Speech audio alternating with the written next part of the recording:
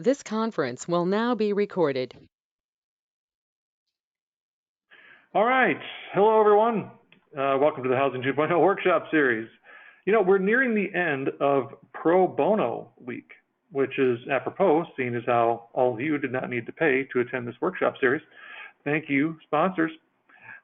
We'll mention those by name in a minute, actually. But first, a couple housekeeping items. First, yes, we are very aware that last week's recording has no audio. Now, we have that fixed for this week. So in the meantime, what I'm going to do is I will send out the first session from our Series 1 workshops so that any of you who maybe missed anything from week 1, you can get caught up by watching that one. It's not identical because it doesn't have the Q&A we had from last week, but it will have the content. Secondly, we have a date change to announce. Our November 9th workshop is going to be moved to Tuesday, November 14th. I'm going to send out a note to everybody by email as well, but I just wanted to make sure verbally and on this recording that it's noted the November 9th workshop is moving to Tuesday, November 14th. All right, I need to make sure to introduce Sam Rashkin. He's formerly the Chief Architect at DOE's Building Technologies Office, but he's now focused on creating and teaching the content for the Housing 2.0 program. And that content is based on Sam's book, Housing 2.0, A Disruption Survival Guide. That program that you are all attending here is going to empower you, our building professionals, to design and construct higher performance, healthier, more sustainable homes at a fraction of the cost. Sam leads us through not just these presentations, but also any discussions and addresses your questions too. And before we get started, I said I would mention those wonderful sponsors, and here they are. The first is Mitsubishi Electric. Mitsubishi Electric promotes sustainable building through the electrification of residential and commercial heating and cooling products. Their mission is to advance technologies that reduce waste output, promote sustainable resource cycles while increasing energy efficiency and eliminating dependence on fossil fuels. Next, we have Sunnova. They are a leading residential and a national residential solar and energy storage provider with a specialized team dedicated to the home building industry. Their experience in the new home sector means they understand the complexities of home building and offer customized solutions to help you build homes that home buyers actually want, all while staying on schedule. With over 50 home builder partners across the country, Sunnova was founded to deliver customers a better energy service at a better price. Through their solar and solar plus energy storage service offerings, they are disrupting the traditional energy landscape and the way the 21st century customer generates and consumes electricity. We also have Schneider Electric, who is driving the digital transformation of modern homes with smart and sustainable energy solutions for ultimate comfort and energy efficiency. Their connected home ecosystem of smart energy management solutions provides digital control of energy use throughout a home, from the grid via their smart electrical panel to their connected wiring devices. This grid-to-plug solution makes it significantly easier to create smart solar power and backup power-ready homes, both now and in the future. Panasonic Healthy Indoor Living Solutions is helping builders across the country differentiate themselves with powerful, code-compliant, and cost-effective indoor air quality solutions that provide a safer environment for homebuyers. During today's workshop, we're going to hear a little bit more about Panasonic from our friend Ken Nelson, so please stay tuned for him. Jinko Solar is a leading PV module manufacturer and energy storage system integrator. The company has deployed more than 100 gigawatts of their Eagle modules in 160 countries globally, including more than 17 gigawatts right here in the United States. Eagle Storage brings together the best energy storage technology for turnkey hardware and energy storage services. Eagle is a trusted choice for U.S. solar and storage projects. And finally, we have LP Building Solutions. LP Building Solutions is committed to building a better world by empowering builders to choose resilient, sustainable, and efficient building materials to construct the structures families and individuals live, work, and play in every day. Through a diverse portfolio of resilient structural solutions and beautiful, durable siding products, all made with 100% sustainably sourced wood fiber, LP is able to help provide real solutions that address many environmental issues builders and homeowners face today. For LP, building a better world means manufacturing environmentally responsible solutions so we can all build better together.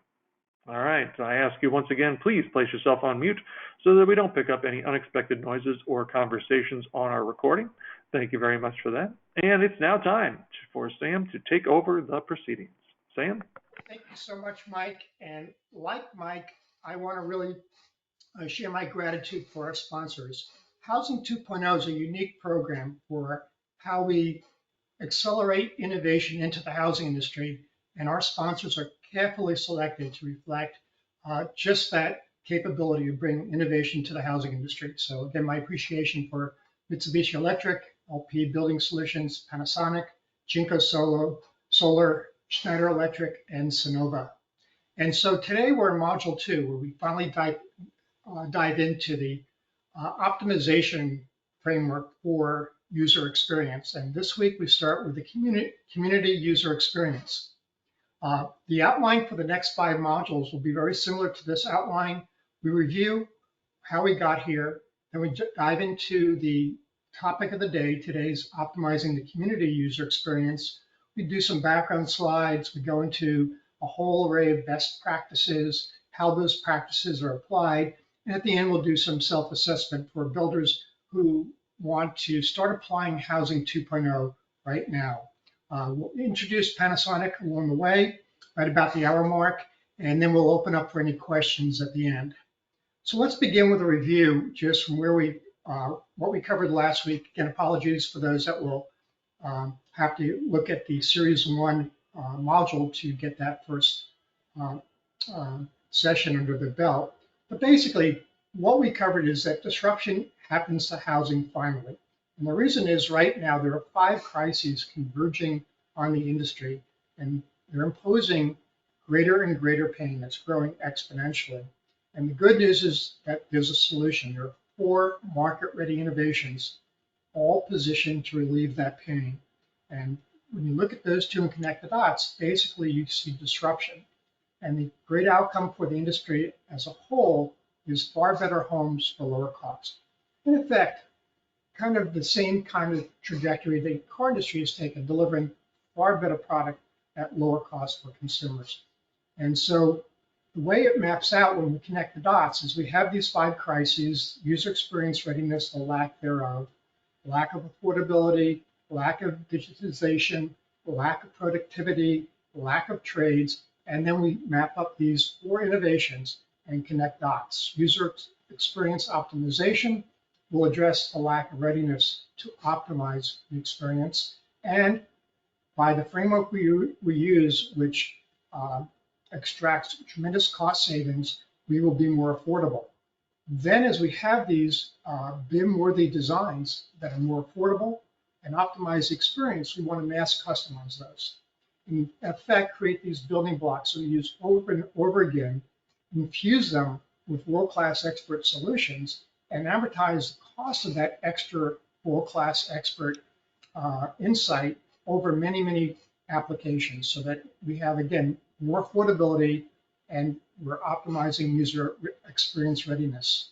Then we need to finally digitize this product. It is going to be used over and over again, and it's worth investing in a full digital virtual twin of our homes where we can keep reusing these building blocks at far greater cost savings and far greater productivity. And lastly, systems built solutions are ready to go to reduce the tragic shortage of workforce, to increase productivity, and leverage all these other benefits as well. Together, this is the disruption that we see ahead for the industry. And what we do over the next 5 modules, starting with today, is start preparing you for this disruption by demonstrating how we can leverage amazing opportunities for user experience optimization. Very important note right here. You're going to see a lot of best practices, and the message here isn't that you have to do all these best practices or there's a problem. The message is that after 5 years of vetting and deep research and meeting with extensive housing executives, we've vetted these best practices, and we know there are opportunities to improve the user experience, but they won't be applicable to all builders. You have to carefully customize the framework for your business based on your tolerance for change, your demographics, marketing factors, it could be climate factors. There are a bunch of considerations, including just tolerance for change that are all real to your business and have to be effectively integrated into a customized user experience optimization framework. So today we're going to give you the full suite of best practices that result from all the studying and research we've been doing for the past 5 years with Housing 2.0. And the reason user experience is such an important place to start is we have extensive data that shows user experience leaders are industry leaders. They have 3 times the financial performance advantage compared to user experience laggards. This is a study of 11-year stock performance, and you can see the leaders versus the laggards were just amazing difference in performance. And the same thing is true for resilience, 3 times greater resilience in terms of shallower troughs and quicker recovery during the inevitable recessionary periods that are hit every industry, and especially housing. So with that in mind, we then like to clarify that housing is the ultimate consumer product. This is such an important context for everything we do in this business. And when we look at where people spend time every day, at home, at work, in their cars, outdoors, dining, before COVID, the research tells us nearly 70% of our time every day was in home. I will suggest post-COVID, we're probably growing to 75%, which is substantially significant because home is where life happens. We're making the ultimate consumer product because that's where we live. And so that leads to the why for Housing 2.0. We're all about homes where life happens better. Total, comprehensive user experience optimization. And what we do is provide a framework for consistently delivering better homes at lower cost. There are 5 user experiences, 19 strategies, and over 160 best practices we cover. Again, you do not have to do them all, but you should be aware of them all and carefully select those that are most related to your business constraints. And today we'll cover community, 3 strategies, 24 best practices. Next week, design, 5 strategies, 50 best practices. Then performance, 5 strategies, 48 best practices. Quality, 3 strategies, 20 best practices. And finally, the rubber meets the road with sales and service, 3 strategies and 20 best practices. And like I said, here's where we are today. And the key thing about this what is effectively these 5 key user experiences are like a 5-legged stool. And if any one of those user experiences is not meeting expectations or has critical issues with your buyers, everything gets wobbly very fast. We have to address all 5 and approach optimizing all 5 user experiences.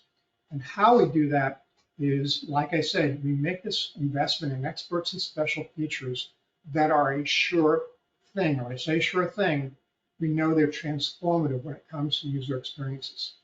And then we extract all these cost savings by being lean, by maximizing simple, by maximizing systems integration, and then leveraging these world-class expert solutions and repeatable building blocks, mass customization, so we get to build faster and better, cheaper, and continuously improve.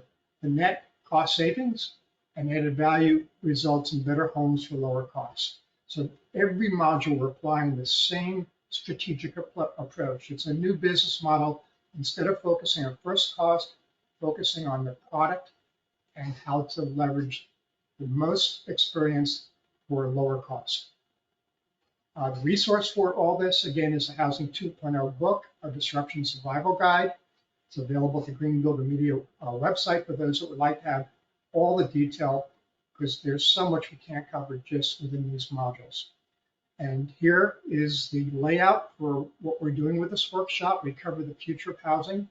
Last week, week number 1, weeks 2 through 6, we're covering the 5 user experiences and how to optimize them, the framework, and we're going to wrap up at the end. And here we are with the goal to learn how to build better homes for lower cost. And this week, optimizing community.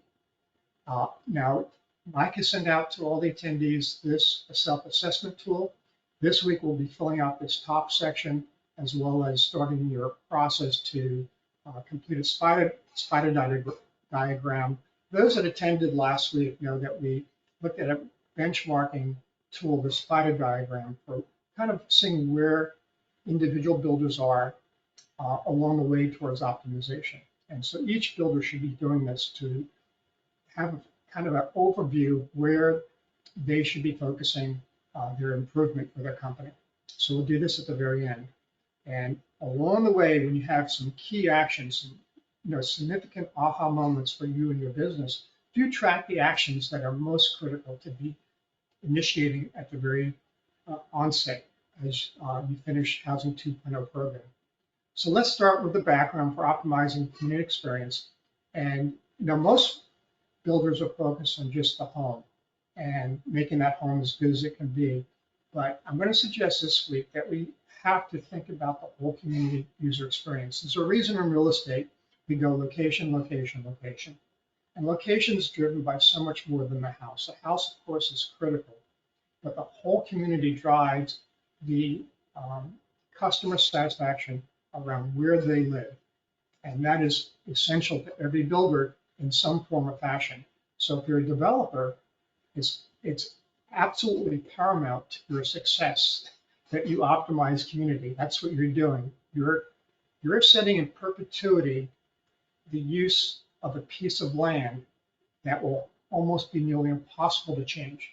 And it will have profound impacts on how that community will perform in the future as a successful place to live.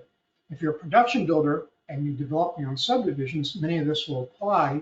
If you don't develop your own subdivisions in your production builder, it may affect your choice of which developments you make the greatest efforts to be part of, because they're aligned with all the user experience best practices that will also align with your success.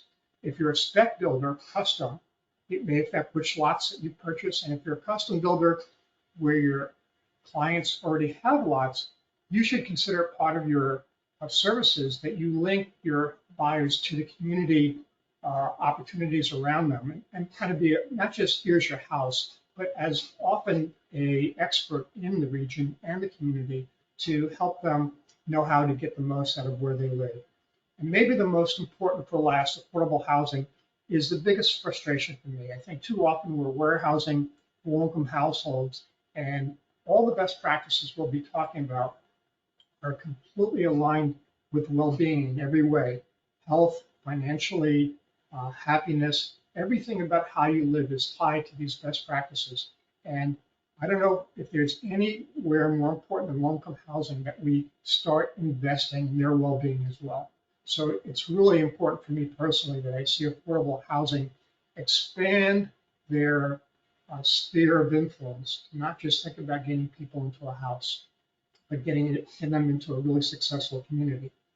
So a quick myth I want to address is we always say homes appreciate in value.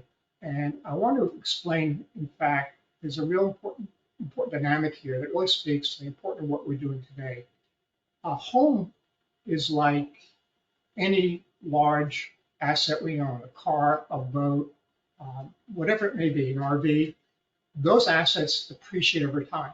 And if you look at a typical new home development, the land might be worth 35%, the home might be worth 65% out of the total 100% value. So that the home costs, let's say, $600,000, $400,000 might be for the house and $200,000 for the land, just to give you a sense of it. And what we know is that the land is going to appreciate significantly over time.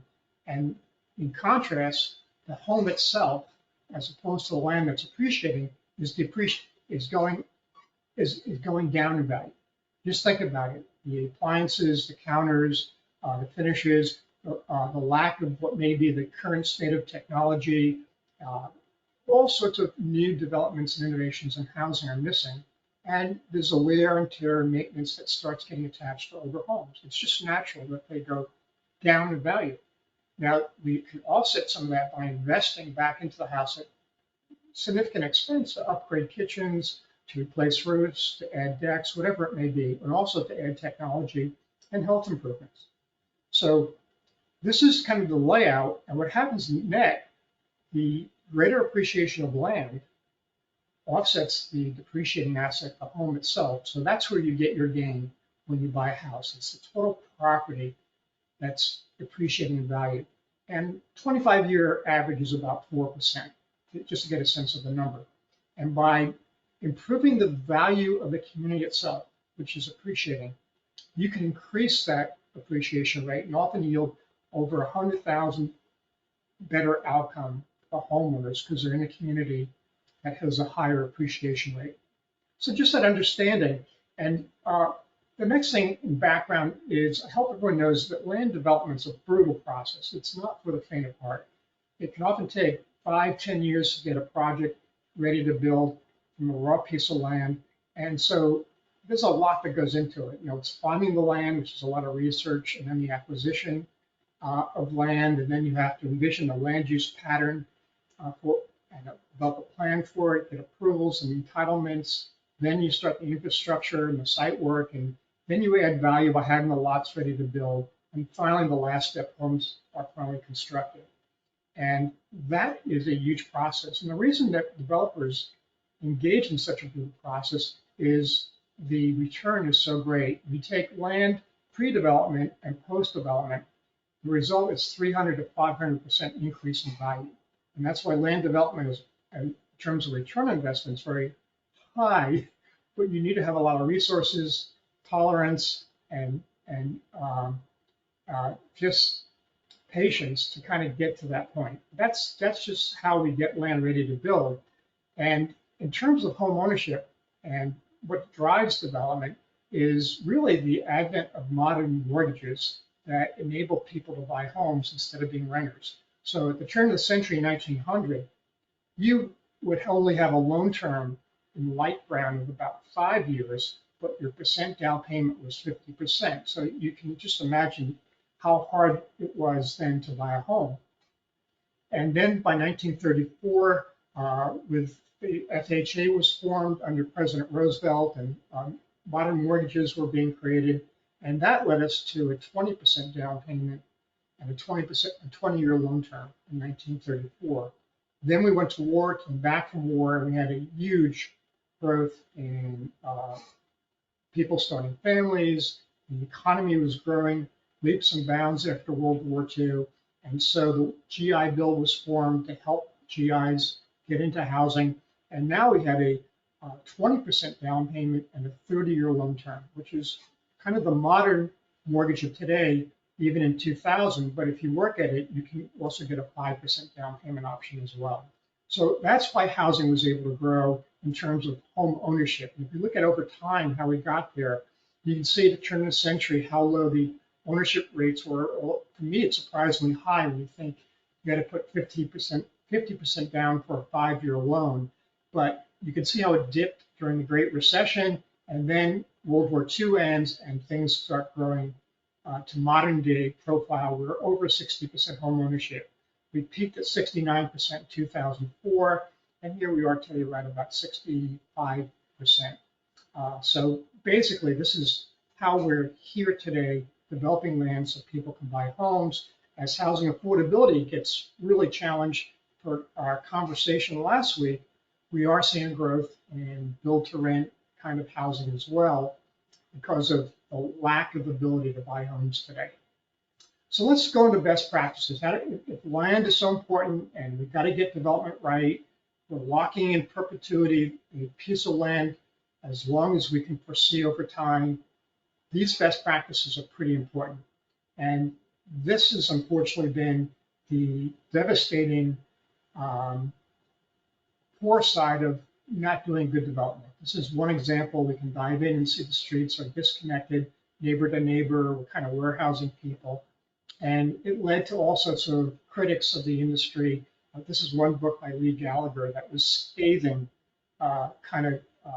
critique of suburbs and living in suburbs and promoting urban living. And the trouble was not suburbs and single family housing, except for people that are worried about sprawl, of course, and that's a whole other debate that's not to be discussed here. But the trouble with Lee Gallagher's book was it wasn't the end of suburbs, it was the end of bad suburbs. We have to start just meeting greater user expectations for where they live. And so, of course, after that urban surge pre-COVID. We're starting to see now this whole dynamic move back to suburbs. 10.5% growth of Americans living in suburbs between 2010 and 2020. Well, many direct urban centers are kind of taking a hit. So this is was predictable from the beginning when we started doing these workshops back in 2014 November, always predicting suburbs would never go away just because of the kind of experiences they provide. So let's dive into the framework for optimizing community user experience. And this is going to be the template for each framework that we discuss, design, performance, quality, sales later. We start with why, what is the user experience core purpose to this experience?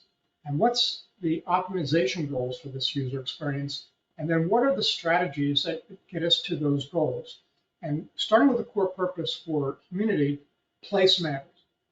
Connection, the environment in which we live, and since this is the biggest purchase of a lifetime, investment matters. That we made the biggest purchase and we have the best opportunity to realize some return on that investment.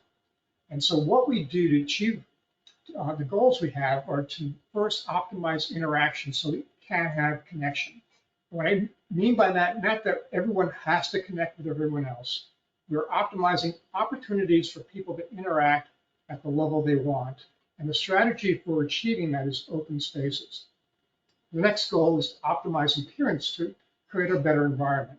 And the way we do that is with quality features. And the next goal is to optimize persistence, communities that will stand the test of time and realize, therefore, best return on investment. And the way we do that is with enduring value strategies, okay? So this is kind of the framework we'll go through for today. And we start here. Again, we have the tabs at the top. Community has these three key strategies. We're in strategy number one, open spaces. And the way I usually work is I start with the high tier best practices and the more granular second tier best practices. So the three types of open spaces that are part and parcel of successful communities begin with the town center.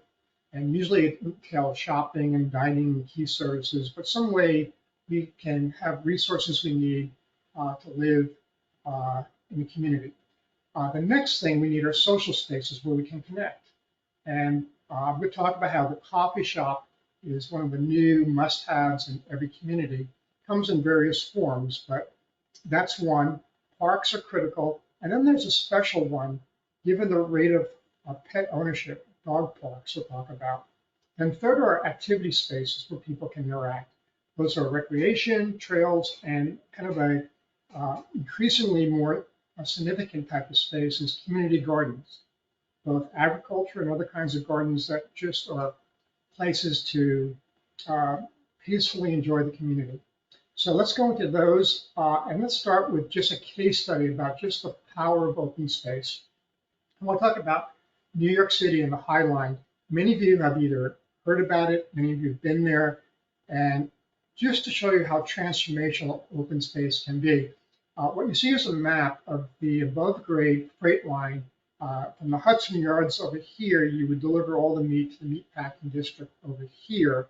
And so that was, in the early 1900s, that's how, goods were moved in the city. And then that got replaced by trucks. And what happened was the freight line just sat there in Manhattan on the west side, just decaying and becoming a liability to the city as it just corroded and became more aesthetically unappealing. Especially, you lived in these units next to it, you're looking down at these decaying rail lines. It's just sitting there. You can just see the view is just horrible and was not desirable to build housing, and even for commercial spaces, it was just not working.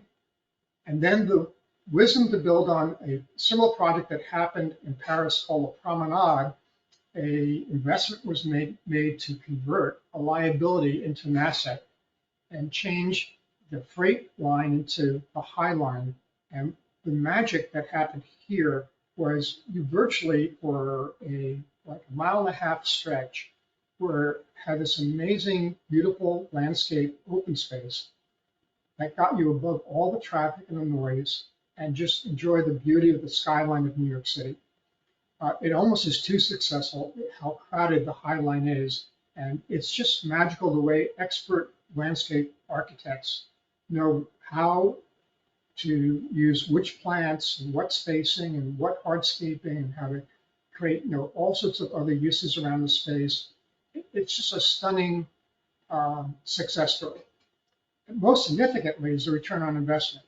The project cost just over $270 million, probably avoided tens and tens of millions of dollars of demolition costs, which you can subtract from the project cost itself, while generating billions of dollars of economic activity for a whole decade.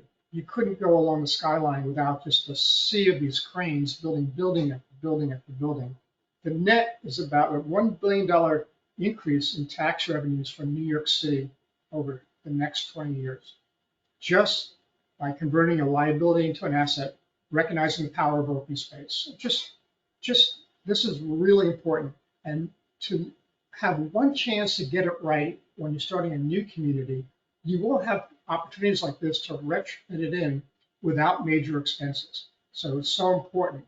And I also want to talk about how we're seeing all this catch up finally in the larger vertical trade journals and the reporting. This year's hottest neighborhood amenity outdoor space.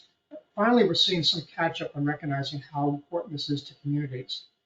But I also want to point out the other side of getting it right and how important it is. Let's start with town centers. And I want to talk about one of the most special open spaces, town centers in any city in the country, the San Antonio Riverwalk. This was a flood control project, and they diverted water to create this Riverwalk system throughout the downtown town center. And the result was amazing, but I call it a Jekyll and Hyde user experience result. This is a Riverwalk and what it looks like, and you can see it's just transformed. By having this lower level you walk down to, unlike the High Line where you go up to get away from the traffic and the noise, with the Riverwalk, you're going down a level right next to this kind of diversion channel that was created. And just the investment and return on the investment is stunning in terms of the economic activity and tourism that's created about San Antonio. And so it's really unbelievably special if you haven't been there. But it's only half a solution. That's why I call it Jekyll and Hyde. If you ever go there, this is what blows me away about San Antonio. Right next to the Riverwalk, when you go street level, it's almost like a ghost town that's in a massive depression. And the reason is this is so stunning, no one's at street level, and the pre-existing use of retail can't survive. And it's all these businesses that are just doing horrible business, going out of business, and almost like a ghost town when you're up there. Which tells you when you design these solutions, you have to be thoughtful about the whole integration of the entire community and how it works. So this is kind of just a little note for me that always jumped out is kind of just a warning about the dangers of what happens when you don't get it right. There are a lot of solutions they can do to create housing and other opportunities here, but that's not why I'm here to discuss it. So I want to go into the town centers and just the attraction and how much we love traditional Main Street. It's a great user experience. It's just the richness of the old hardscaping and things like lighting and stores themselves. And then we jump to modern communities, and this is what we build instead, the traditional strip shopping. And we go from a great user experience downtown center to this, and where we can set up outdoor dining and have lots of other amenities. No one wants to be near this parking lot. You diminish the potential to use the shopping center to its full value. It's really a horrible outcome. And yet this is what we build over and over and over again. So the solution is to move away from this. We have all the strip shopping and a big parking lot in the middle to something more like this, where we go and create the Old Town aesthetic by moving the stores to the street if we're a pedestrian-friendly street. So it's just simply the rear parking, and sometimes you can create a little plaza in here that's a walking plaza, and it's transformative. Here's an example in Oregon, Murray Shoals. Again, the parking is in the rear, and you have essentially the cars can park limited on the street. But now it's so attractive with the hardscaping and the landscaping. You have outdoor dining, much more richness in terms of the place that people want to go. And this is not expensive architecture. This is just tilt-up concrete construction with these, inset bricks, and not very expensive, but some nice details with the awnings. And the investment, again, I've mentioned last week, landscaping and hardscaping. The expertise in that often overwhelms the architectural design so much. Now, here's just kind of the best practices applied conceptually. You see here, again, a town center concept being created with parking in the rear, limited parking on the street, a lot of outdoor activity spaces, and the expert landscaping, hardscaping. It's not a complex formula to get right. Here's another one, Grays Lake, Illinois. We'll talk about Prairie Crossing later as a special development. Again, the parking in the rear, some limited street parking, all these outdoor activity spaces, and expert hardscaping, landscaping, and it's transformative. It's a place people want to go, rents are higher, use is higher, so know how to get there. Now, if it's a non-friendly, pedestrian-friendly street, we have to rethink the solution. We can't move the stores right up against the street because there's too much traffic. So then what we do is we put the parking in the corners and create kind of a small center that's more intimate in the middle. And so here's an example near me, Shirlington, Virginia. This is a major interstate highway, and there's a whole bunch of transportation hubs for commuting to Washington from here that have these incredibly busy streets. So if I take a view of Shirlington from this direction in the air, it looks like this. And you can see the really busy street here, and you have this really busy arterial street here, and the highway over there. And what we did was real simple. We basically put the parking in the corners, like I just said, and created this magical, intimate space buffered from all the noise and traffic in the middle. So this is Shirlington at ground level. And this is even more basic tilt-up concrete slab construction. And you see the power of color and hardscaping and street lamps and water features to just transform even very simple architecture. So you have a space that's worth so much more and has so much more use, even though it's near such incredibly busy traffic. And you can see it at night, again, here, the water features and lighting, all the things that make all the difference. And leveraging the trees and at the very beginning that have matured and create incredible ambiance for the shopping. Now, you may have a bad center. You can see here projects that apply the same techniques to transform a bad shopping to a good shopping town center. So we know the details, and they work over and over again. And a lot of times also in our planning, we can also impose good design practices to fix some things that are just inevitable. You have to maybe have a gas station in an urban town center. And the thing to do is to, through good, we'll talk about the planning, plan books that you develop, you can enforce good design that makes it better. So if this is a typical gas station with all the cars and unsightly fueling going on, you can move a store to the front and completely change it. And you hide the fueling and service part of the business. Landscaping and hardscaping, again, picks up some of the evils and good details. So it's just a matter of using the same details over and over again to create great town centers. Now, when it comes to parks as open space, I think there's no better example than the town created in 1780s, Savannah, Georgia. By having the wisdom and foresight to, on the right, instill all these open parks into the grid. Every third, fourth block, there's another open space with a big Forsyth Park right here that you can see over here. You see basically that the community has benefited immensely. You go to all the parks, this is Forsyth I mentioned, the stunning beauty, and of course what happens when you invest in open spaces with landscaping, unlike the house that gets more and more depreciating in value as it gets worn, landscaping matures and goes up exponentially in value. in terms of what the open space means to the community and the land around it. And so you look at all big park and then even these small parks that the homes are built off, and it's just, again, transformational. So the outcome is predictable. The property in the district sold for 45% greater value than homes in the larger city. And it's just always the same outcomes. If you invest in a better experience, you get more profit. The next item I mentioned that's maybe less obvious are dog parks. This is one recent article about 33% of millennials said that they consider dog-friendly features as a huge factor in buying the first home. So that's 1/3 of those buyers are starting with that filter before they consider where to go.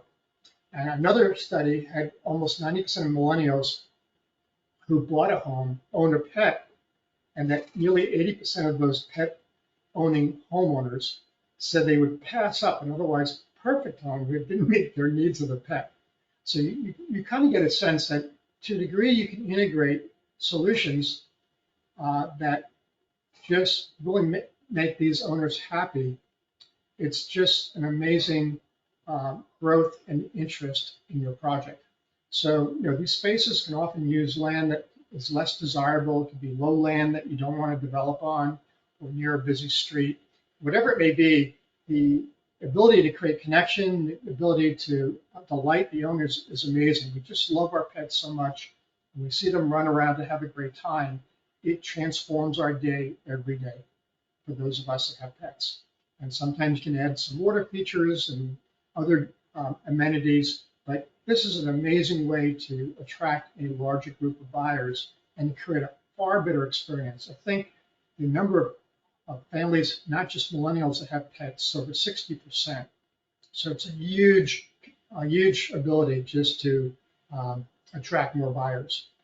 And this is the Old Town Hall, and these are less common today. Sometimes having meeting rooms is a good idea, but I would submit that the coffee shop and various forms of coffee shops have become the new town halls. So we gather, where we hang out, we open up our laptop, or we just spend time with our phones or neighbors. It is effectively the new meeting place in communities, and I would suggest a must-have.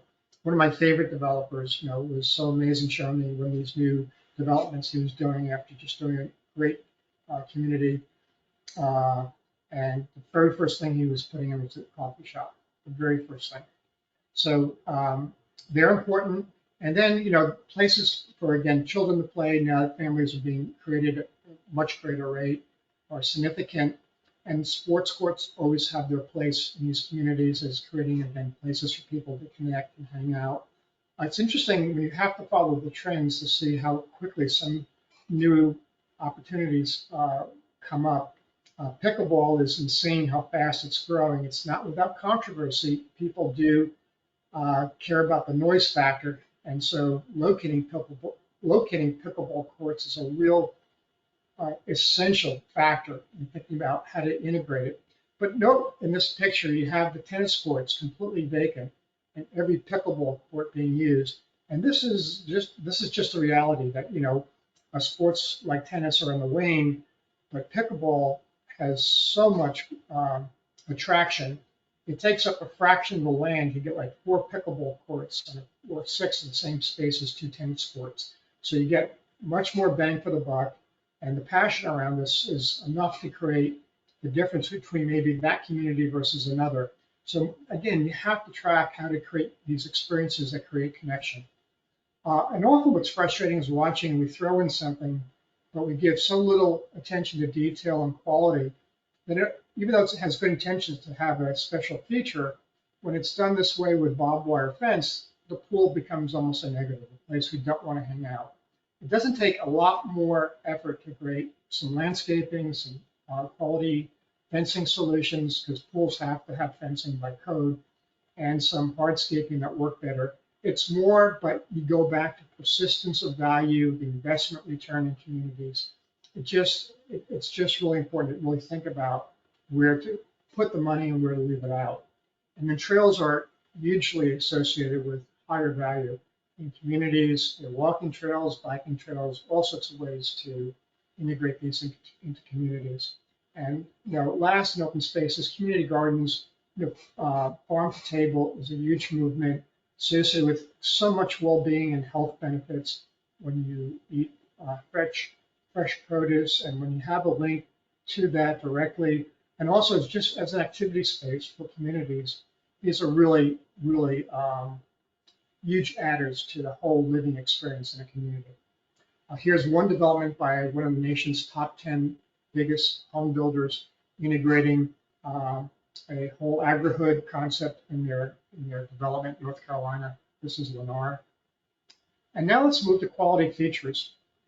And again, the first tier best practices are architectural integration. That's done with a plan book. Second tier is landscaping, hardscaping, and we care about this at community entrances, public spaces, and signage. And then special amenities, a kind of companion to the dog park is dog washing stations with or without the dog park, sharing sheds and microgrids. So the plan books are your tool as a developer to enforce a whole design strategy. So for instance, if you want more community connection, nothing's stronger, nothing's more strong than having the garages in the rear and creating the front porches and connection in the front. So that can be done with the plan book. If you want to create a certain ambiance and style for the community, your plan book can have various templates and specifications for design solutions that are acceptable and meet a standard of design excellence that's intended. And their details make all the difference. So plan books really can specify the details so they work. The simple differences in details from one builder to the next can be disruptive in terms of differences in quality and effectiveness. So this is Disney Celebration, and these are the details for front porches, and then when they're executed correctly, they get exactly what's intended in terms of the community appeal, the community attraction, with design that's really infusing those world expert solutions that are baked into the plan book. So really powerful to have a good plan book. And then we mentioned landscaping, hardscaping, and entrances can be a world of difference. Every day you leave and come in, this is your experience leaving and coming into your community. So instills a pride, and often just when new people come, immediately it transforms their mindset as they go into consider buying into a community. In desert locations, you don't have to do tremendous irrigation and designs that are not consistent with the local water constraints. There's zero tolerance landscaping that can look beautiful. So a lot of this can be done. And then when we get to the public spaces, this is one that was Cuyahoga Falls, Ohio. Look at the renovations, the same basic toolkit. That's hardscaping, landscaping, really expert lighting. It's just about using all the same features and making leveraging your public spaces to just be so much richer. This is a detail I love from Bainbridge Island. I've been there several times and just love how they don't use storm sewers to take away the runoff in the streets. They let it go into these landscape beds. You can see the inlets go right into that. And they treat the storm runoff right with this system of landscaping rather than dumping that right into the water and contaminating the water. So they have almost a water treatment solution that's part and parcel of the landscaping that enriches the whole town center. So when I say landscaping architecture trumps building architecture, it's because these solutions are going to just have such huge impact and keep getting richer as they mature. And then signage is an underutilized technique for enriching communities. Back to Celebration in Kissimmee, Florida, the town center has this very rich, higher investment type of light fixture and signage.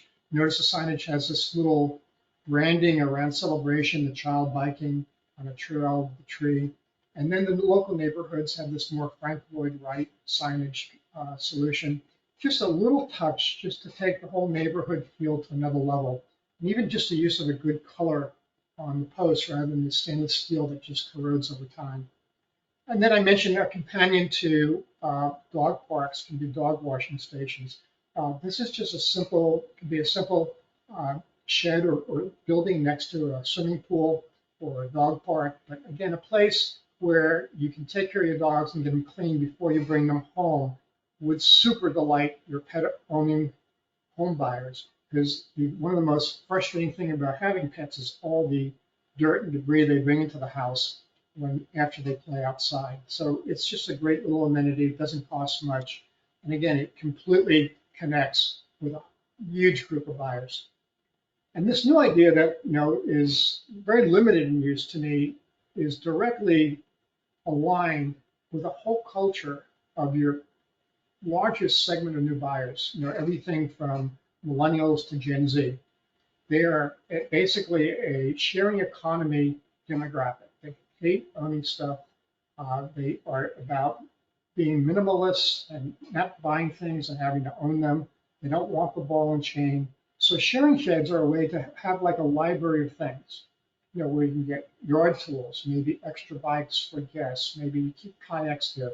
You think about all the things that you own, and maybe you use them once or twice or 3 times a year, or maybe you use them often, but only once a week or every other week. Do you really need to own all these things and have all that clutter in your house and your garage?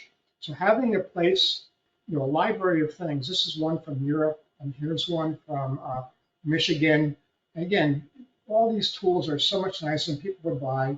They're maintained by the community, and it's just such a nice burden to remove from the home buyers. And so you can just start building this in so many ways that you can think about all the things that we own that we only need once in a while. And lastly, in terms of quality features, more and more I think communities are looking to microgrids as a solution for resilience. So you have, instead of just only rooftop solar, you have microgrids, and sometimes it could be an alternative to rooftop solar, but often it's a companion to the rooftop solar. And what these do is create community excitement about being protected from grid outages. The village, Babcock Ranch, had a 75 megawatt microgrid right outside of Fort Myers. And when Hurricane Ian destroyed Fort Myers and Sanibel Island, this was a community that was up and running, full use of the homes with this microgrid system. So again, these kinds of amenities, again, you don't have to do every one of these best practices, but know they're out there and in many locations that have some real exciting appeal. What's really interesting to me is we have all this free airspace that can be optimized and create extra value both for the solar and for the covered parking at office parks and at retail centers.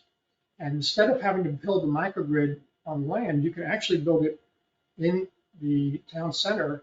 And if I'm in Phoenix and I have to park my car in one center in the sun where it's going to bake to 130 degrees, or park here in the shade, it's a huge impact and preference for which shopping center I might go to.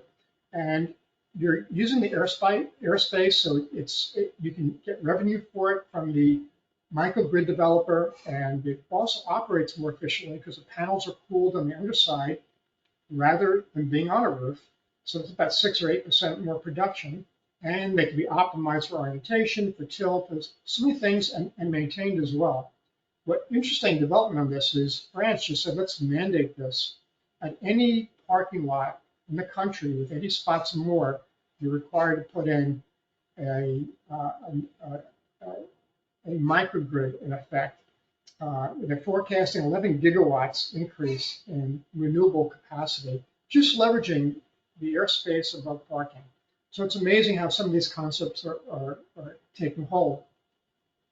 And the last set of best practices, or last strategy I want to talk about, is enduring value. And so important, again, because of the significance that that community really has one shot to get it right when you set it up in the beginning. And so I want to talk about first optimizing lots. That's views, the connection, geometry, trees, and what I call natural comfort. And governance is, I believe, so important. Many other industry experts are not big fans of HOA policies and procedures. I'm a huge advocate for them. We'll talk about why.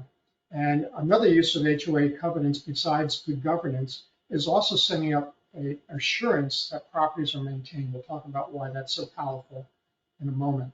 So starting with views, we know views are profoundly important when it comes to property value. It's obvious to anyone. If you have a great view of water, of trees, of parks, you know property goes up. It's hard to get documented research on it. Found one study, this one you see here. So just being near open spaces or parks, 5 to 10%. Partway up the hill with partially obstructed view, water is 10 to 30% increase. If it's unobstructed view, partly up the hill, 30 to 50% increase in value. So that means a $600,000 home is now worth $900,000 or $1 million. Atop a hill with unobstructed cityscape vista, 50 to 75% increase. And you can double the property value if you've got an unobstructed view of a big lake or ocean. But we all know this. We see the prices of properties near water or vistas. And so this is just one research that just gives some numbers, just how important view is. So that means if there is an asset on a given piece of land, trees, trails, parks, lakes, whatever it may be, ocean, your number one top priority, nothing close to that prioritization, is to get as many lots that leverage that view. When you can have that increase per lot, that's your job. The big thing where, and that's obvious to most people, it's less obvious if you don't have a lot with a view. What I submit is in the planning process, we have to think about how do we optimize design views, man-made views, and that every house should have a view. And so that's less thought about. Integrating the actual landscaping solution with the home solution is often just left to the homeowner to figure out, and you get a community that's so far suboptimized, and every community is a reflection on the developer and the builders. This is a big opportunity. So here's the challenge. Townhomes, you're just looking at parking lots on one side, sometimes on two sides. Sometimes you'll have a backyard, like a postage stamp backyard. And so what do we do to start creating views in these kinds of attached housing? And I'm going to say what we can do is first recognize that those postage stamp backyards are like a waste of land. This is what they look like. They're almost no value, very limited access because of the very narrow footprint, long, narrow plan configuration. You just may have one door in the whole footprint of the home going from one room to the back out to it. The neighbors can look into it. You often have, of course, air conditioning equipment that might be noisy, which would be a shout out to use much more quiet equipment, like my friends from Mitsubishi, who are nice sponsors of this program. But you just have a space that's so undesirable, it's often left unmaintained and hardly used. So what I'm going to suggest is to get rid of the back space and repurpose it so you make up the 2 units that you lose when you go from 6 to 4 L-shaped units, and do create a courtyard. And we'll talk about in the design module how you take this and just make it work on steroids by good design practices. But the first thing is you now see you have a view to a beautiful, potentially open space for each unit in the entire footprint of the home, instead of that narrow little access point on the back of a typical townhouse. So we need to think about those options because this is what courtyards can do, transformative.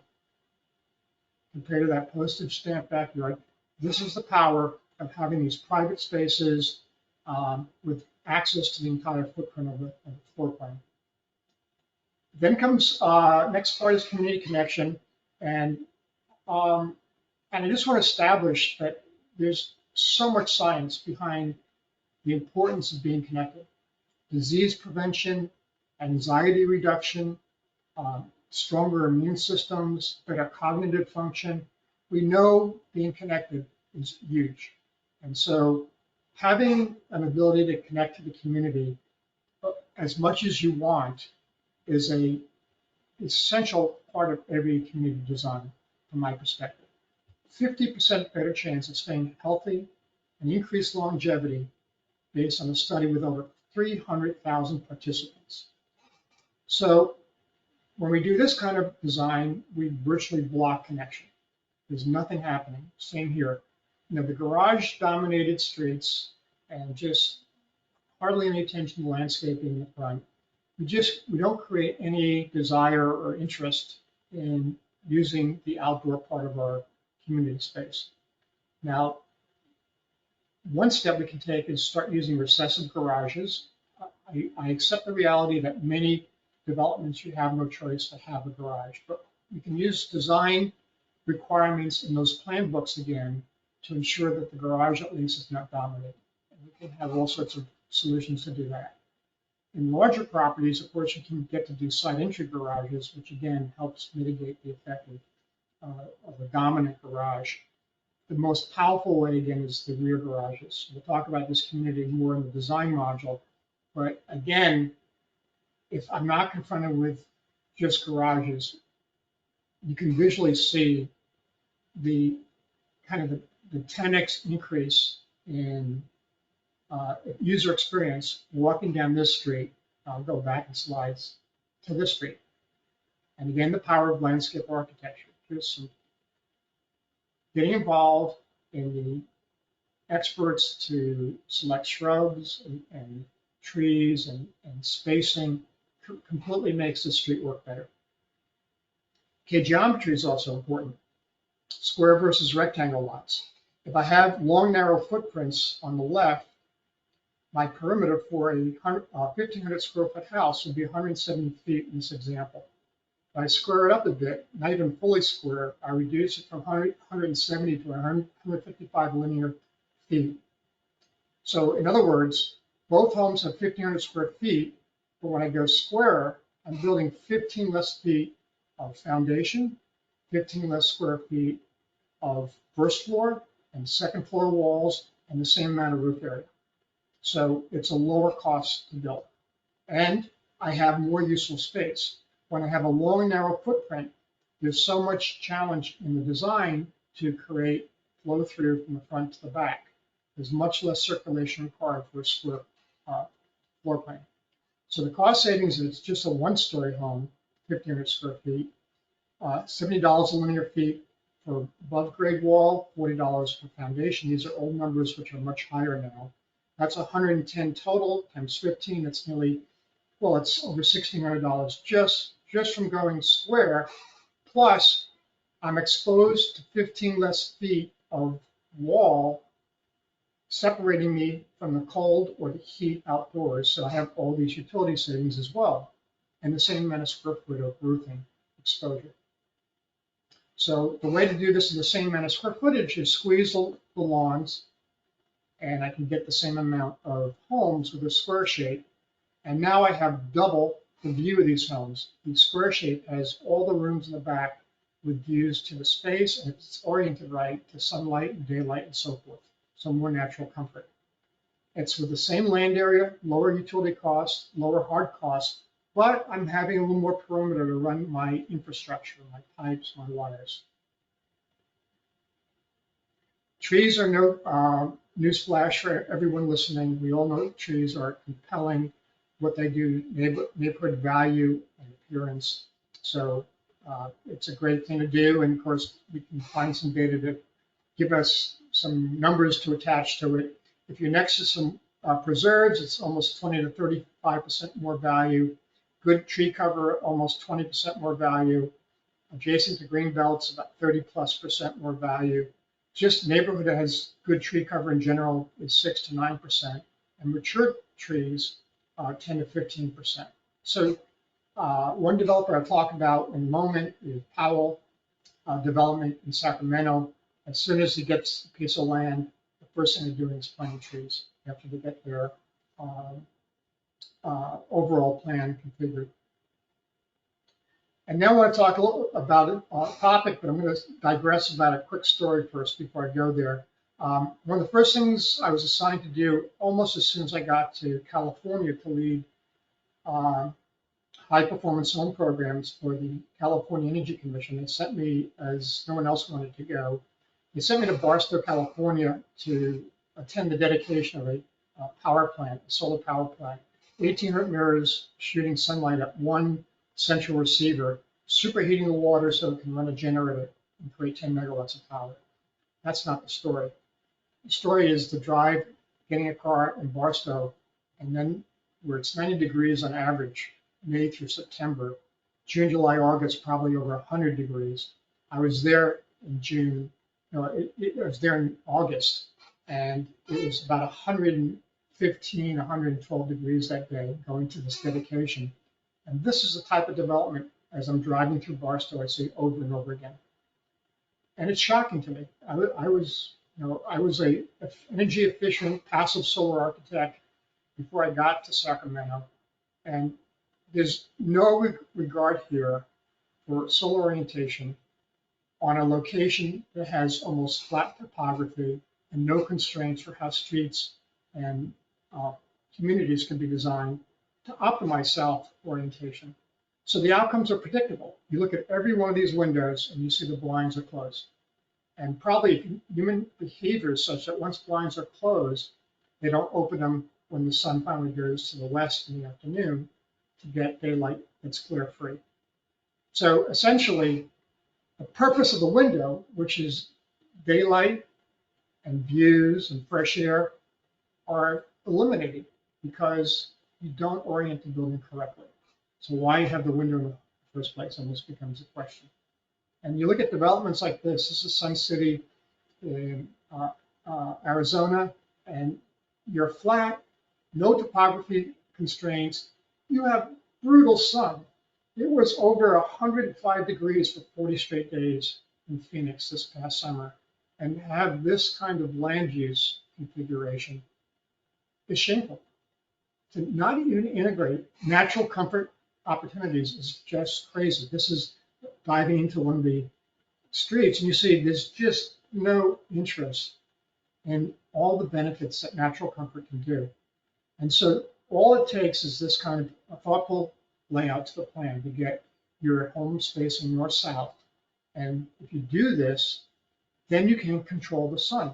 Because when you're facing south, the sun is high during the summer, so you block the sun you don't want during the summer. It's low in the winter, so you have the full benefit of the sun, and you always get diffuse light coming through the north and south windows that are always in shade in the summer. And you get plenty of light, even more so in the winter, when the days are shorter. If you have, there's a house space in the front where you have a sawtooth configuration. If the backyard faces south, you can have a higher wall in the south, get daylight deeper into the home, and the same concept. You use a shade overhang to block the sun in the summer at the upper window, and a trellis to block it at the lower window, and you have thermal mass to store the energy. So even in the winter, you can overheat. You now have a buffer to protect overheating. Very simple solutions to talk about in the design module, but they're not even possible to be optimized if we don't thoughtfully think about our community plans to get there. And just one example of a benefit, you get about 25 to 45% to 40% free cooling and about 17 to 25% free heating if we use just orientation alone, not even these other tools we'll talk about with shading and thermal mass and so forth. So this is just, we're throwing away all this free heating and cooling and a better experience. We actually have a view from the window. We have glare-free daylight coming in, plenty of daylight, which is, again, so much more healthy. We have all this ability for fresh air. All these go away when we don't think about orientation. So here are all these experiences that add value. Again, we talk about comfort, light, breezes, fresh air, and it costs nothing. And I would estimate at least every home that's $10,000 to $20,000 of value. And on top of that, once you eliminate 25 to 40% of cooling requirements, the utilities get a huge benefit that maybe can be negotiated as a benefit to the developer. I need one less transformer. I'm not imposing anywhere near that peak load on the grid because of how our community was laid out. And now we move on to the last piece is enduring value. The reason the homeowner association policies are so important is they can really ensure optimum happiness living in the neighborhood. And the goal is to get there. First, they can help protect value.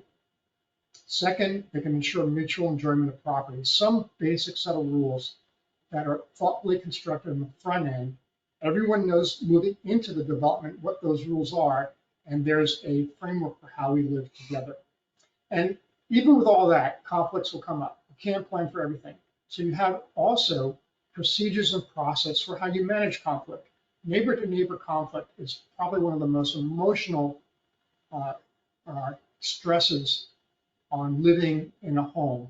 And to be able to just eliminate that just by having really good process lined up to manage the conflict is vital. And then I believe, since this is the largest investment of a lifetime, we need some kind of insurance that when it's time for us to sell, or just the day-to-day enjoyment of our property is not undermined because a neighbor has a bright pink house next to us or parks a huge truck on the lawn or whatever it may be. We have to have ways that we know that the maintenance is being done, or what I mentioned with bad user practices, but maintenance means that roofs don't go into disrepair and lawns don't go into disrepair in the front, and siding is not in disrepair and not cleaned if necessary. So all these things are protecting the value, optimizing enjoyment and happiness living in the development. Now, a word about why people rightfully have concerns about HOA covenants and policies. They've been abused a lot in the past, sometimes for discriminatory purposes and other kinds of control purposes that are not tied to managing happiness. So they have to be done right. But it doesn't mean that you throw the baby out with the bathwater because there have been some bad players who not used covenants properly. So I mentioned Powell earlier, and this is the first place I lived when I didn't move to California. This is Woodside, and we're lucky to get a rental. It's mostly ownership is the way this is set up. But we got a rental in Woodside, and what you see are all these mature trees. They were saved from the beginning. They were marked and saved, and the development layout was set up to maximize the preservation of the best mature trees in the area, and they immediately started planting all these other trees to create a diverse landscape. Most of the trees that were there were these big walnut trees. It was a walnut plantation.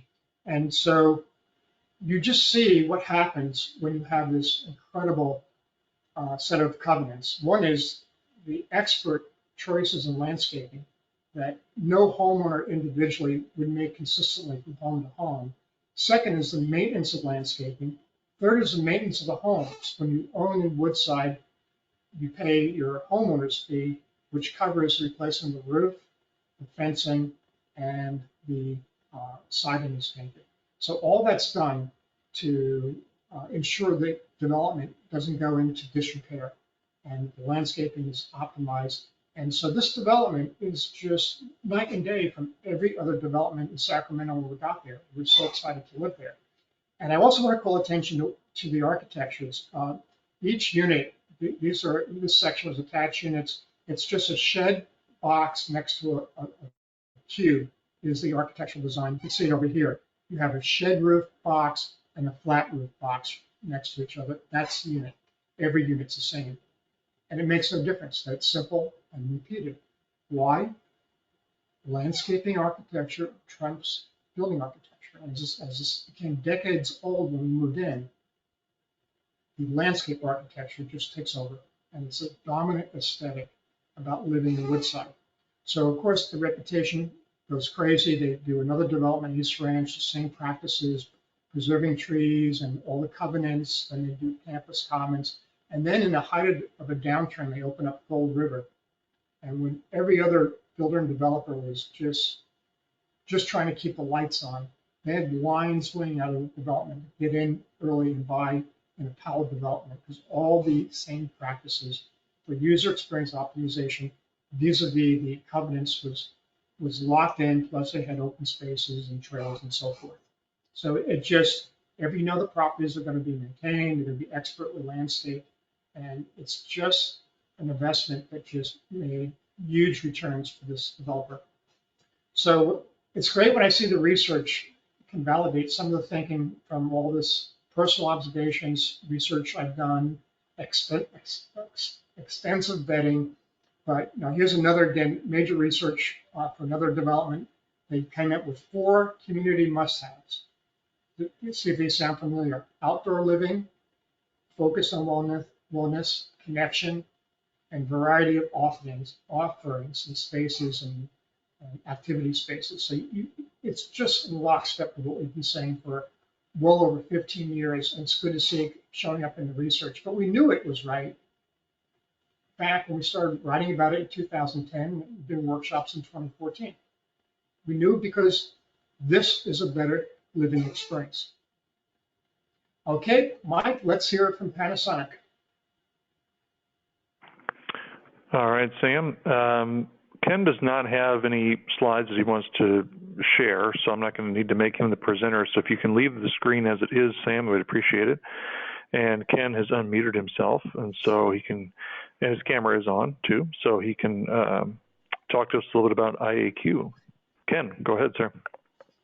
There you go. See, so I'll just have to burden you all with my image rather than some slides. So really what I wanted to talk about is at Panasonic. First of all, let me introduce myself. My name is Ken Nelson, and I've been with Panasonic for about 15 years now.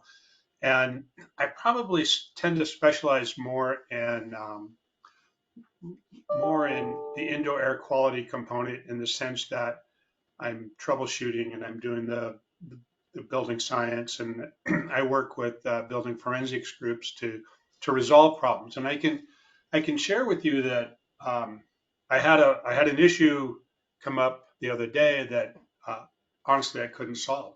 And the situation was, I was in Anchorage, and the Rural Cap Group up there had a 500-foot unit with 22 people living in it. So when there's just no solution for that. That's both a necessity issue, a necessity for the population, and a behavioral problem from within. But the reality is we see this quite often. So when I talk to builders about how to approach indoor air quality, and I'm a huge supporter of minimizing expense and cost, both to the builder and the occupant over the long term of the building, by building a very, very good envelope. We start with a very good envelope. And I'll remind everyone that for ventilation, the magic sentence in ventilation is that it should be predictable and uneventful. So we want ventilation to be also scalable. There's more often than not, when we build a house, the initial transaction is certainly not going to be the last transaction of the last occupants that move into that house. In fact, I was recently on a tour in Cape Cod area, and we went up to Ipswich, where they have 57 houses that were built before the 1800s. I mean, so houses can last a long time and have just a whole variety of occupants. So building a product that has scalable ventilation, has moisture management. The two things that we deal with most is moisture management and indoor air quality. Moisture management is managing human generated moisture, which comes from the occupants. And as you can imagine, that 22 people property in Alaska literally had, it was literally a death trap for some of the occupants, quite frankly, if you were to ask me about it, because of the asthmas and allergies that they walk out of there with. So, and I couldn't solve that. There's no solution for that kind of population and that kind of footprint. But it's not uncommon to see your smaller ones, smaller footprints take, between 5 and 9 and sometimes 12 occupants in there. So ventilation needs to be scalable. It needs to come with easy occupant controls if there's going to be occupant controls. And I would always advocate that you have automated controls that manage indoor air quality and moisture management. So at Panasonic, we provide in ERVs for air exchange. We have fans. Our fans can come with moisture sensors, motion sensors. I have switches and controls that can look remotely. For example, if you burn toast in the kitchen, I have a switch and control that will talk to the fan and turn your fans on. If you have a high carbon dioxide load in a bedroom, I can speed up the fans to both deliver supply air and take out exhaust air.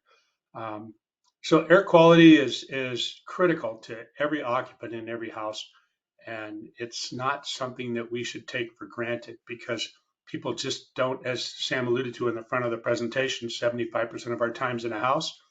And, in most climates, it's difficult to get the occupants to open a window. So again, ventilation should be predictable and uneventful. If you have questions about how to resolve any sort of issues within your program, please, you can reach out to me or anybody from Panasonic. So Mike, I give this back to you. And Sam, I thank you for mentioning pickleball. As Sam, just to be clear, I have a standing challenge for Sam at some point. We're going to go play pickleball. It's going to happen. It's going to happen. It's going to happen. I also want to just reinforce how important these really these comments are. We cannot be the only industry that doesn't leverage technology to provide better experiences, better protection, better health, and our ventilation systems have to be smarter. It can't just be that they'll manage themselves. They have to be responding to sensor input, have greater control from what's going on inside conditions. So one of the reasons we're so interested in partnering with groups like Panasonic is they in lockstep with the kind of innovation approach that we know is imperative for the industry. And not the least is we have to be smarter and automated in how we manage the health of our buildings. So we love having them help us out here. Thanks so much. Welcome, Sam, and I appreciate the time and the audience that we get every time we're involved with your programs. Thank you so much.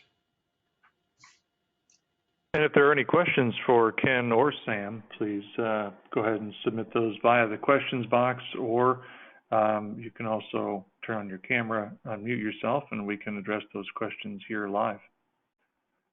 In the meantime, go ahead, Sam. Okay, great. So now we come up to the wrap up to module number 2, which is applying the best practices. It's great to know what they are, but it's real important to see them in use and how transformative they can be. And I love this concept of converting C locations to A locations as a way to show just how powerful these best practices can be. As you know, the further away you get from employment urban centers, you move from the A locations that are closest to the B to the C locations that are most distance away. It's drive to qualify is a famous expression builders use. But what's wonderful about these examples of optimizing community I'm going to show you now is even though they're not core to the employment center, they converted a C location to A location in value and profit. I'm going to start with Village Homes, which when it was built was on the outer edges of Davis, California. And when we convert to current dollars, the premium in 2020 was $21 a square foot for this project, which for a 2,000 square foot home is about $42,000 premium compared to the homes in the neighboring streets around the development. So just again, the profit outcomes in terms of benefits to the homeowners is very significant. Of course, developers have to translate this value when they sell it to get their business goals met as well. So here's the neighborhood we're talking about, and in Village Homes, this is their section of that neighborhood.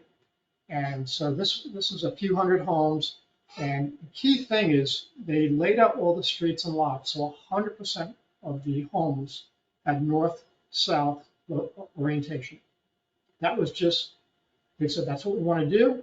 They made it part of the criteria without sacrificing any numbers, without sacrificing any other goals of the development. They have 100% of the streets facing north-south. So remember those configurations I showed you? So if the back is facing south, what happens is you use overhangs in the summer, as you see here, and you have no sun hitting the window. So it's 110 degrees outside, let's say, on the worst days in the Central Valley of California. The airspace next to the garage might be 88, 85 degrees. And then you have the overhang for the upper window. The upper window brings daylight and desired solar heat gain in the winter deep into the space. It's the exact application of the design solution we showed you earlier. And here's the same example, type of example, where you have a high wall in the backyard facing south, and we have the shading for the upper window and the trellis for the lower window. And again, you get the shade you want. You have just all this natural comfort. We'll talk during the design module how this all works as a system. But everything works with trails that are fed off from the rear of each property in this case. And you see a lot of people are using their properties for growing food. You have a lot of natural landscaping. A lot of this was all done and thoughtfully laid out in the planning process. So you have this beautiful natural beauty in an area that has no rain pretty much from April to October. So it's just amazing how well they did. They were one of the very first agri-hoods where you have farm to table food solutions, a big, again, connection space in the community where neighbors get together, big, beautiful open spaces where people can hang out and enjoy just open space. So again, it's doing all the basic best practices, and it's always documented as this amazing project. Yet it was done, in the late 70s, early 80s, and a lot of their lessons weren't even repeated, hardly at any measurable rate. It's just stunning that it just sat there as a great example that wasn't copied that much. Then there's Celebration in Kissimmee. It was developed by Disney. Kissimmee is just outside the whole theme park major region that's just on the other side of the highway. And the premium in Kissimmee was $67 per square foot. So for a 2,000 square foot home, that was $135,000 premium for the homes in that development. Here's that branding that I mentioned that you see throughout the neighborhood, the girl and the dog and the tree and on the trails. That's just on all the signage. It's just nice. People feel, branding can really help you feel better about your consumer decision. And so this is looking from the air at the town center. You get to see just a lot of basic practices. You have the parking set in the corners, and then you have these beautiful streets that look like this because the parking is completely out of the way. You have, again, just water features, hardscaping, landscaping, signage, all these things working for you to create the same basic user experience advantage that we've been talking about throughout this module. And Disney is the ultimate world-class expert in public space user experience. And then the streets, again, we apply the details. We showed you the plan books, and now they're executed. The trees were planted early, so very quickly after they started building the homes, you have beautiful tree-lined streets, front porches, all the details. Water amenities that create open space and also drainage for the water. Then trails and walking spaces. It's all the basics that work over and over and over again with amazing investment return for both the developer and the homeowners. One of my favorite projects is Serenbe Farms. They're getting 75 to 150% lot premiums from anything in the neighborhood Chattahoochee Hills community. And what's significant about this C location is about 45 miles outside of Atlanta. And the demand for this, you just have to wait in line to get into this development. So incredible how successful this is. And, very good, simple, basic design solutions for the streets. We'll talk more about good design next week. You get to see just good natural landscaping, really good attention to the plan book and design requirements, all the designs are done by the developer. The builder builds a design that's given to them by the developer to ensure the streets have a whole architectural look and style. And then you have these very simple, small town centers, you know, a coffee shop, a dry cleaner, a place to get haircuts. It doesn't take a lot of services and dining capabilities to create these beautiful town centers. And they're not big, but they're just enough that you have all this connection that we talk about. And what it's most famous for is the large agri-hood space that's set up for growing all sorts of produce in this beautifully rich soil in this region.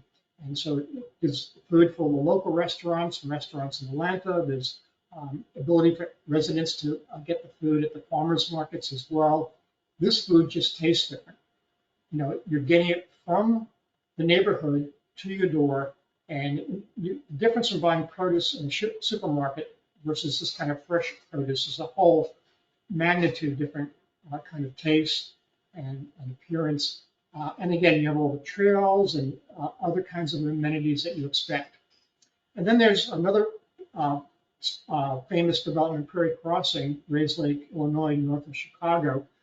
This one was harder to get the numbers. I had to do my own research to track down the price points for Prairie Crossing versus the neighboring community around it. And it came in about $13 a square foot premium, which again, for a 2,000 square foot house is about $26,000. And again, the community has the basic litany of the open spaces and enduring value and quality features we talk about. So you see the trails and open spaces within the neighborhood, the larger trails that you can get to that surround the neighborhood. You have the agri-hood for growing food, farm to table, which are just really special. And lastly, the Cannery is another much newer development in Davis than Village Homes. These homes are getting, when they first opened, about almost a $30,000 premium compared to the properties right around it. And again, you see the same basic solutions, open spaces, and a lot of natural landscaping, a lot of diversity of type of housing you can get here.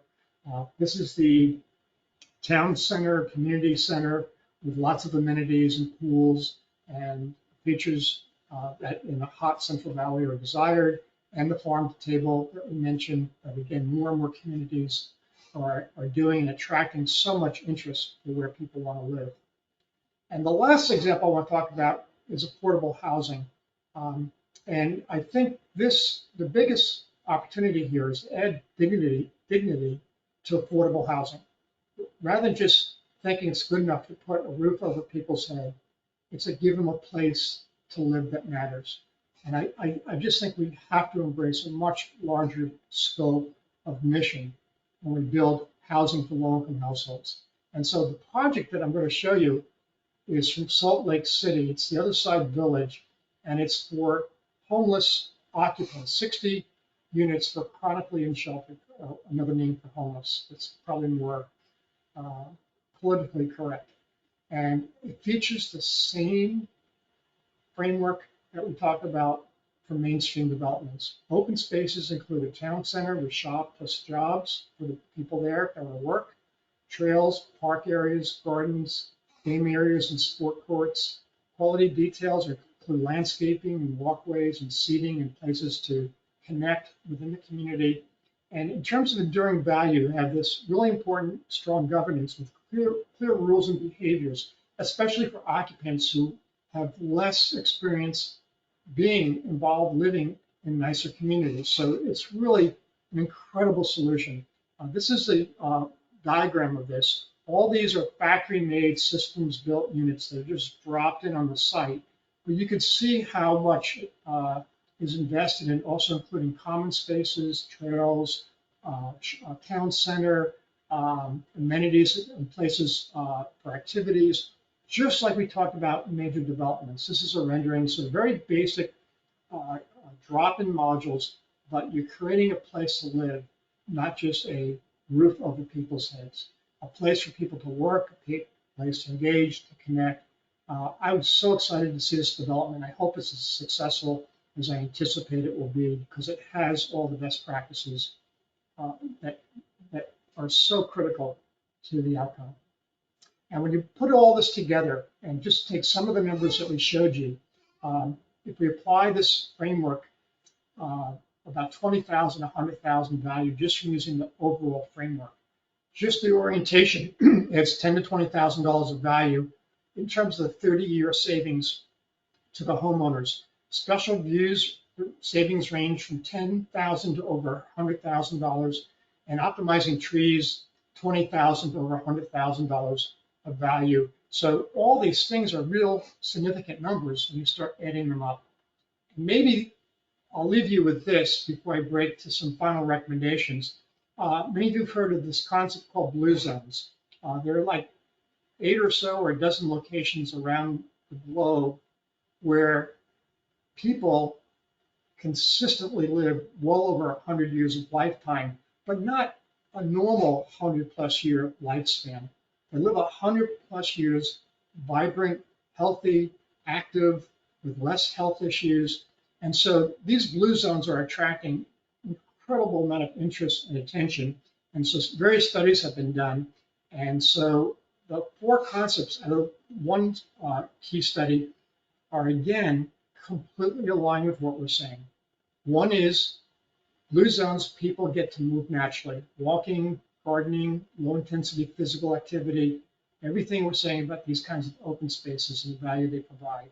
Second, they have a positive outlook. They feel connected to a purpose, to the community, and to the activities that they do.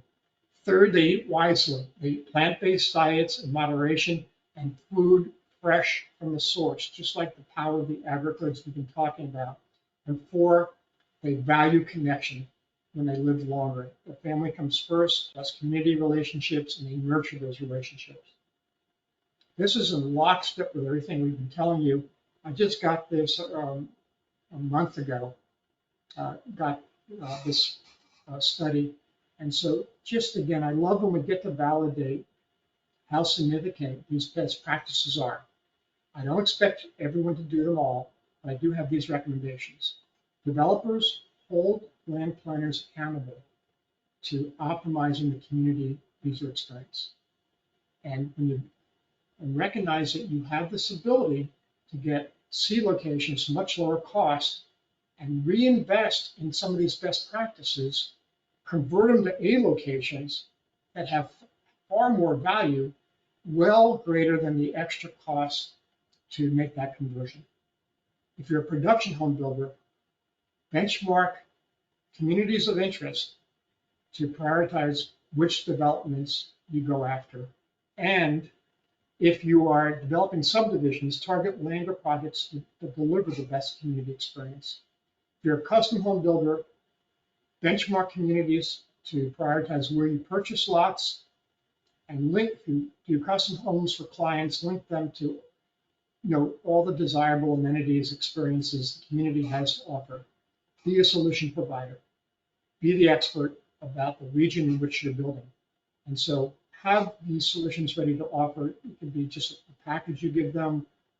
It could be in your owner's manual, whatever you may do.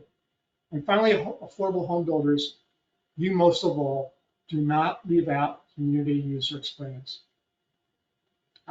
You have to find the resources.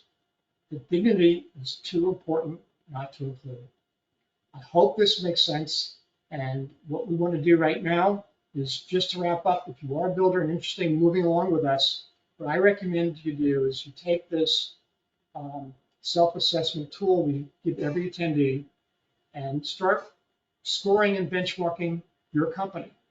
And so, for instance, your ability to leverage open spaces, you're really good building in places that are walkable to town centers, maybe you get a 4, maybe not as good on social spaces and activity spaces, a 2, so an average of a 3. So you grade these best practices, and then you give an average over here. Do the same for quality features. Maybe you've just been doing the bare bones, landscaping and amenities and signage. So give yourself a 1, and maybe that's a big opportunity that you want to do or not want to do. Again, every builder will figure out for themselves which of these match their constraints. And during value, do the same thing. Maybe you do have good covenants or some basic covenants, but you can do better, a little better with the lots. So an average of a 3. Then overall for community, you have a 3, a 1, and a 2. So it's kind of an average of a 2. And then keep notes about what actions are most of the highest priority for you to start thinking about doing right away. Add more community spaces and improve landscaping might be an example. And that's how you fill out this tool as you move along. On that second part of the worksheet, you can then go to the current assessment benchmarking and put in, remember it's a 2, so put a dot on the 2. I'm going to connect the dots all around to complete this spider diagram over the next 5 weeks. Once again, Mike, we've done another module. I hand it back to you and your wisdom. Well, I don't know about wisdom, but I am here. Very good. I do appreciate it, Sam, and also thank you to Ken Nelson for his presentation too. If there are any questions, you can, like I said before, you can either submit them via the questions box or the chat box, and I can ask them on your behalf, or you can turn on your camera, or just turn on your audio and ask them of Sam. And again, wanted to make sure, in case you missed it, on the front side of this, the recording for this webinar will go out to everyone.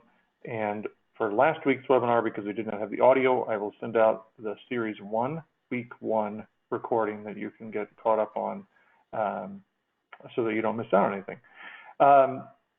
I know, Sam, the community one is obviously one of our shorter ones, but at the same time, to me, is always the most frustrating one. And it's because I see a lot of commercial development in my area right now, and they are making some of the mistakes that you have in your bad examples.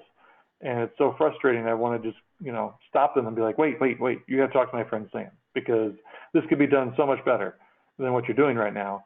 And I think the thing that probably frustrates me the most as one who cares about the environment is when they have these big swaths of land and they just clear them.